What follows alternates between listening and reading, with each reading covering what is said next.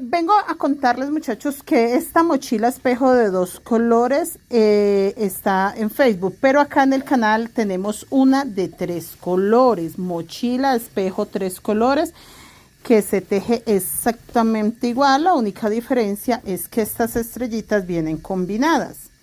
Viene hueso, vino tinto y amarillo. Vienen combinadas con esos 3 colores, pero se teje exactamente igual. El patrón, el diagrama es el mismo, pero otra diferencia, se me olvidaba, esta es de 180 puntos y la espejo, se llama así, mochila espejo de 3 colores, es de 240 puntos. Esta mochila es muy bella, a mí me encanta tejerla así mini, porque esta va para recamar. Acá tenemos la primera parte para recamarla. Esto es la primera parte de mostacilla ya lista para recamar esta mochila. Por eso también se tejió de 180 puntos por el tamaño. Esta parte va acá arriba y acá van a caer extensiones de mostacilla formando la estrella. Entonces por eso se tejió pequeña. De por sí me gustan las mochilas pequeñas. Primero, por lo rápido de tejerlas, son muy rápidas para tejer. Segundo, porque nosotras las mujeres prácticas simplemente salimos con el celular, las llaves, un monedero y ya.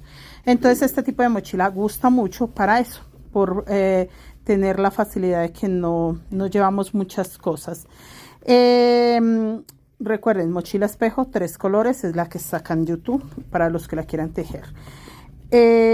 ¿Tiene monedero? Sí, me estaban preguntando mucho que si en mostacilla se pueden tejer monederos. Sí, se pueden tejer monederos en mostacilla. De hecho, en el taller de esta mochila, es un taller, vamos a tejer neceser y monedero. De hecho, en las 2 piezas que me faltan, quiero hacer como algo diferente. Entonces, esta va recamada, el monedero va tejido, o sea que las mostacillas van a estar en los hilos al paso que la vamos a tejer.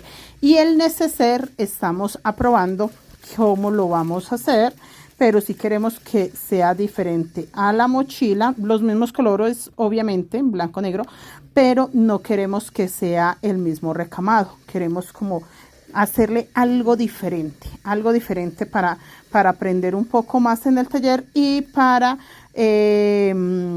tener terminaditos diferentes de recamado. Es muy importante aprender toda la técnica completa y las mochilas recamadas tienen mucha variedad, no solo